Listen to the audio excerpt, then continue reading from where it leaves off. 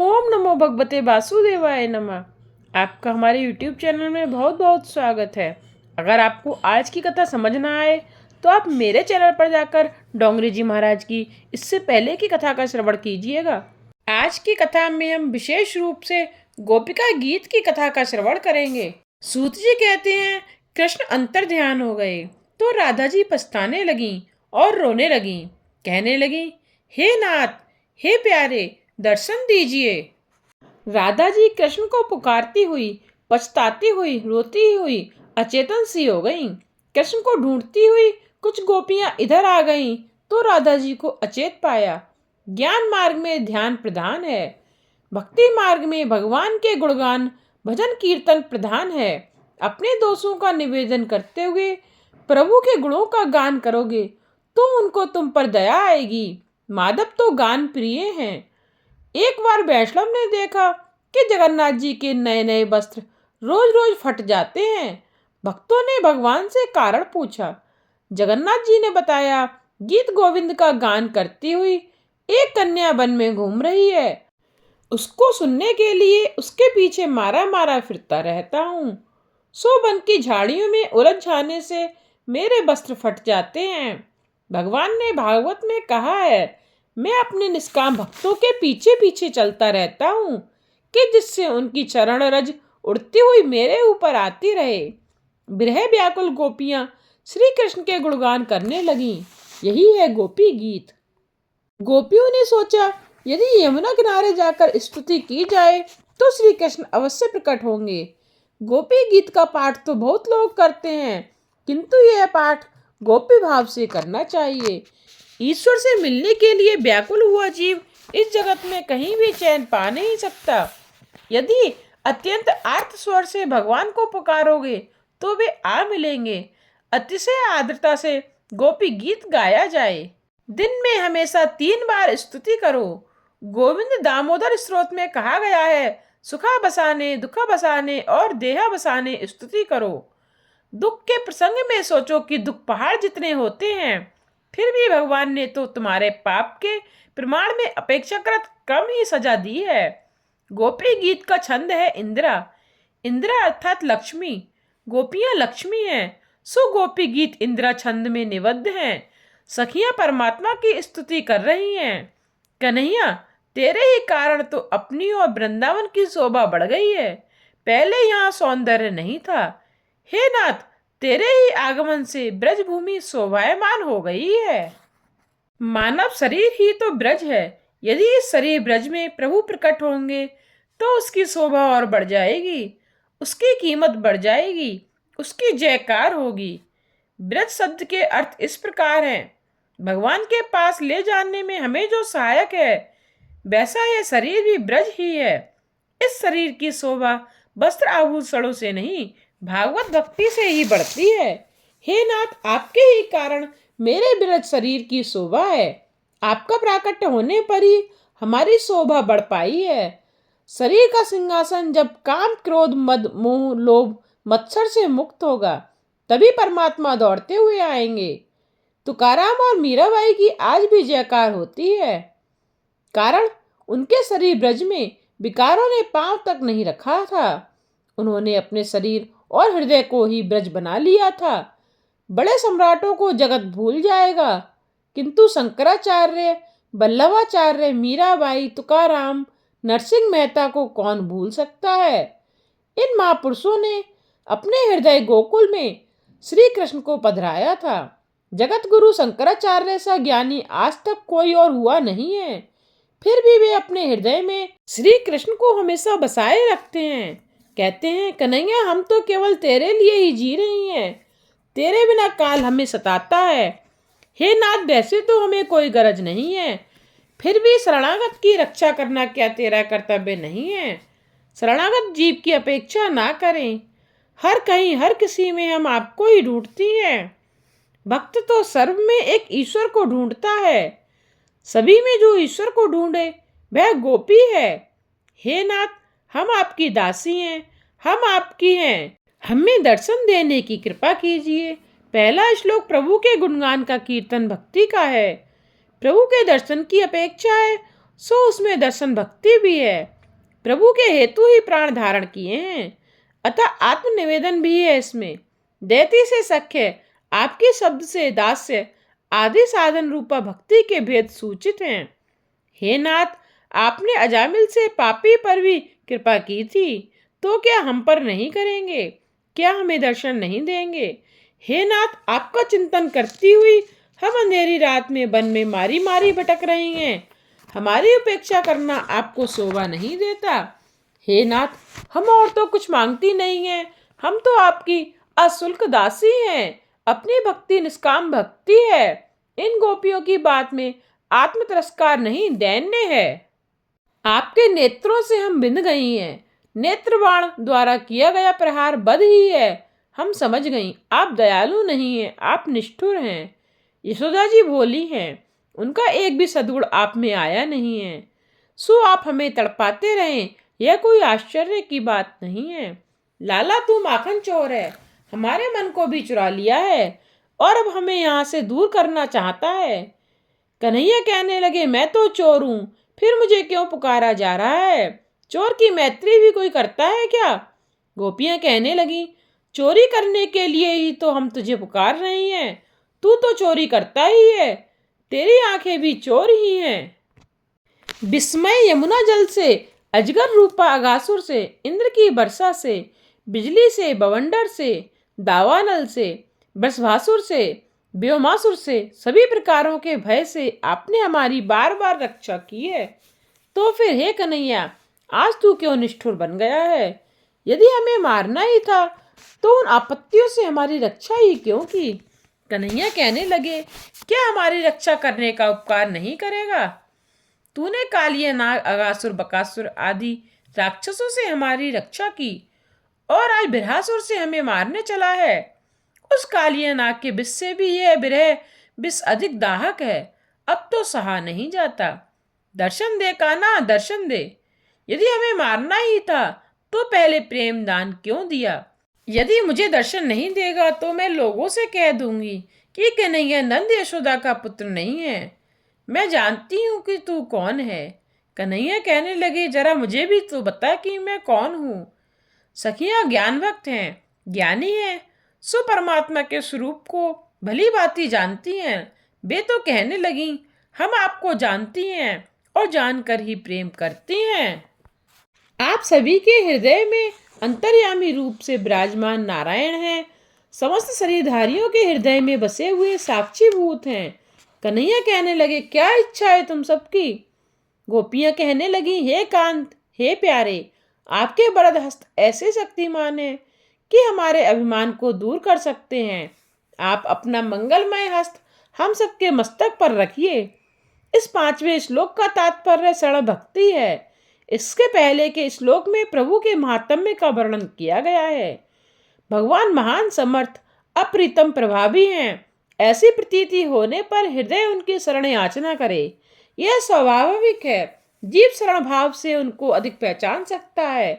प्रभु प्रेम के मार्ग पर गोपीजन आगे बढ़ती हुई शरण याचना करती हैं कि जिससे सभी प्रकार के भयों से मुक्ति मिल जाए। श्री कृष्ण कहने लगे, इतनी सारी सखियों में से मैं किस किस के मस्तक पर हाथ रखूं? समय भी बहुत लगेगा। सो मैं पहले मेरे दूसरे भक्तों के काम निपटा लूं, फिर तुम सबको स्पर्श लाभ दूंगा। गोपियां कहने लगी, नहीं कान्हा, उनका काम बाद में कर लेना, पहले हम ही पर कृपा कर। हम तेरी हैं, तू हमारा है। तुझ पर सबसे पहले अधिकार हमारा ही है। तू ब्रज जनार्दन है, ब्रजवासी के दुखों का नाश करता है। अन्य भक्त तो ब्रजवासी हैं नहीं। कन्हैया, हम एक ही गांव के वासी हैं, तो तुझ पर पहला अधिकार हमारा है। तेरा अवतार ही तो हम ब्रजवासियों के उद्धार के लिए हुआ है। ब्रजभक्त किसे मानेंगे? क्या गोकुल, मथुरा, वृंदावन में रहने वालों को ही मानेंगे? नहीं, ऐसा नहीं माना जा सकता। जो निसाधन भक्त हैं वही ब्रज भक्त हैं। साधन करते हुए साधन से कभी तृप्त न होना निसाधनता है। ऐसी भक्ति करने वाला हर कोई ब्रजवासी है। अपने पाप पर्वत जीतने हैं और साधन अल्प। सभी पाप कैसे जल पाएंगे? भगवत कृपा से ही पाप जल सकते हैं। ऐसी नम्रता आनी चाहिए। सभी प्रकार के साधन करते हुए भी अपने को निसाधन मानने वाले जीव ही ब्रज भक्त हैं, दीन हृदय ही ब्रज भक्त हैं। गोपियां कहने लगी, कन्हैया तेरे और भक्त तो कुछ न कुछ साधन करते ही होंगे। वे तो योगी ज्ञानी या कर्मनिष्ठ होंगे। उनको तो किसी न किसी साधन का अवलंबन है, और हम तो निरवलंबा हैं। हम तो तेरे सहारे हैं। हम तो गांव की अनपढ़ गोपियां हैं। तू ही हमारा आधार है। जीव निराधार बन नहीं पाता है, अतः वे भगवान को पा नहीं सकता है। गोपियां तो ध्यान आदि सब कुछ करते रहने पर भी मानती हैं कि वे कुछ भी नहीं कर पाती हैं। ऐसी भावना रखने वाला ही ब्रज भक्त है। साधन की अकड़ रखने वाला भक्त ब्रजवासी हो ही नहीं सकता। कन्हैया हम तो यह भी नहीं जानती कि ध्यान किस प्रकार किया जा सकता है। हम गांव की अनपढ़ अबला तेरी शरण आई हैं। हम निसाधन हैं। तुम पर पहला अधिकार हमारा है। सभी साधन करने पर भी जिसे साधन का अभिमान ना हो, वही निसाधन भक्त है। सत्कर्म और साधन अभिमान बढ़ा देता है। सो सत्कर्म और साधन की पूर्णाहुति में मंत्र बोला जाता है, मंत्रहीनम क्रियाहीनम। साधन करो किंतु हृदय से नम्र बनो। उद्धत जीव कृष्ण को पसंद नहीं है। मैं तो निरभिमानी हूँ। मेरा मानना और कहना अभिमान है। जब हृदय नम्र बनता है तब हर कहीं भगवान के दर्शन हो पाते हैं। तेरा अवतार ब्रज भक्तों के लिए ही है। सो तेरा परम सुंदर सांवला मुख कमल हमें दिखा। जलरुहावनम चारु दर्शया। मेरे दर्शन के बाद तुम्हारी क्या इच्छा बाकी रहेगी। अंतरंग के संयोग और बहिरंग के वियोग की यह बात है। अतः श्री कृष्ण प्रत्यक्ष बातचीत कर रहे हैं, ऐसा भास होता है। गोपियां कहने लगी, हे काम विनाशक, अपनी सभी कामनाएं तू नष्ट कर सकता है। अपने काम का नाश करो। गोपियां काम सुख का नहीं, काम नाश की इच्छा करती हैं। संत गुरु के हाथों में काम नाश की शक्ति है। आपका हाथ अपने मस्तक पर फिरते ही अपनी बुद्धि में से काम वासना नष्ट हो जाएगी। अपने चरण हमारे हृदय और मस्तक पर पधराइए। कृष्ण कहने लगे, क्या मेरे चरण इतने सुलभ हैं कि हर किसी के हृदय पर पधराता फिरूं?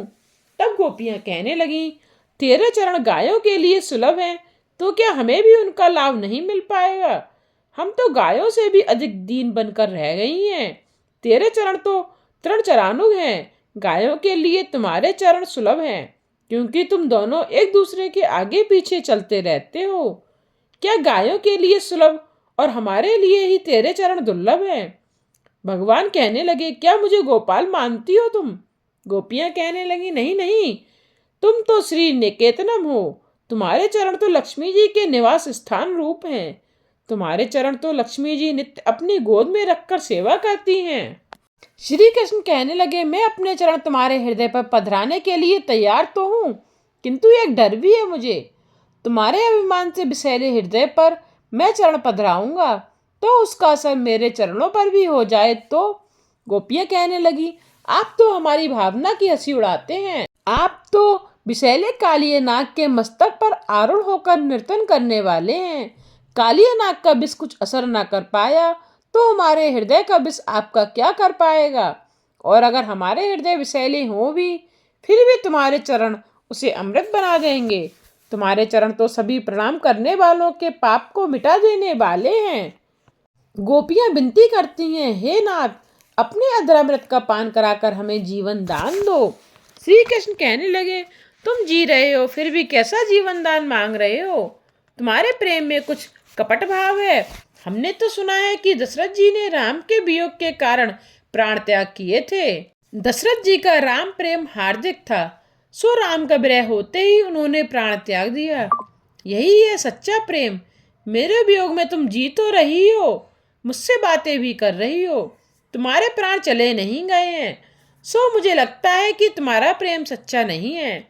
यदि तुम्हारा प्रेम सच्चा होता तो तुमने दशरथ की भांति प्राणों का त्याग किया होता।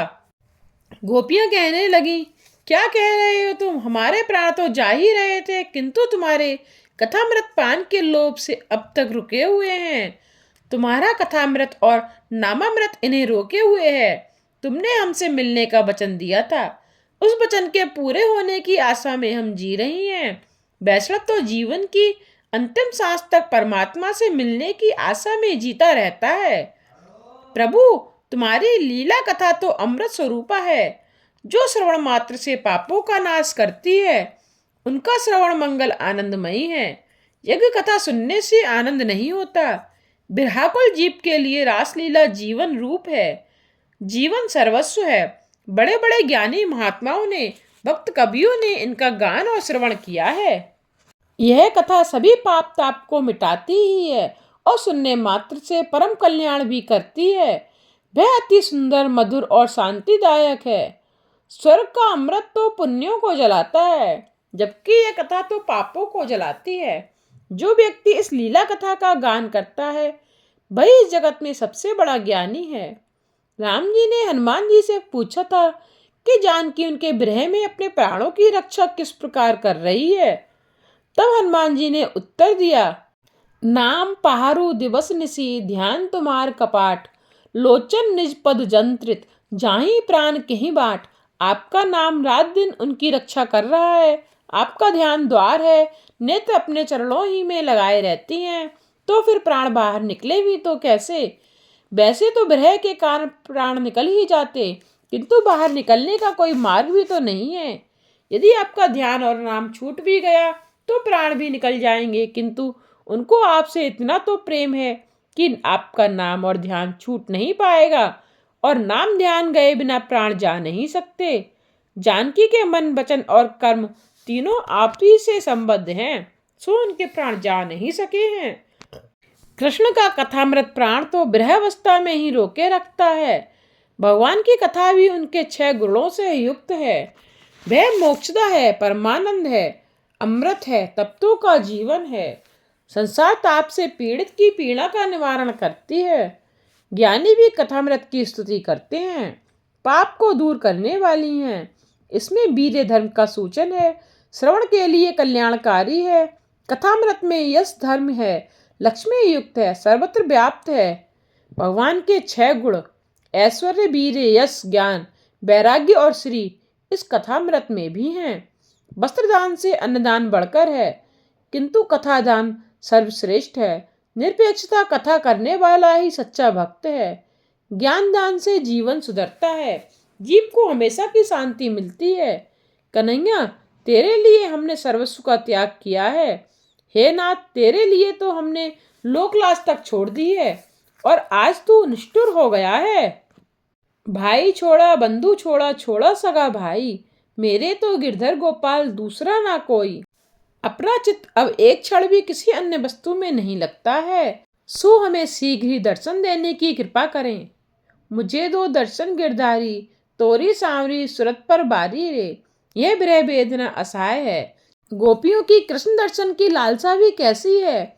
गोपियां आंखों की पलकें बनाने वाले ब्रह्मा को भी कोसती हैं, क्योंकि वे पलकें हिलती रहने के कारण दर्शन में बाधा हो जाती है।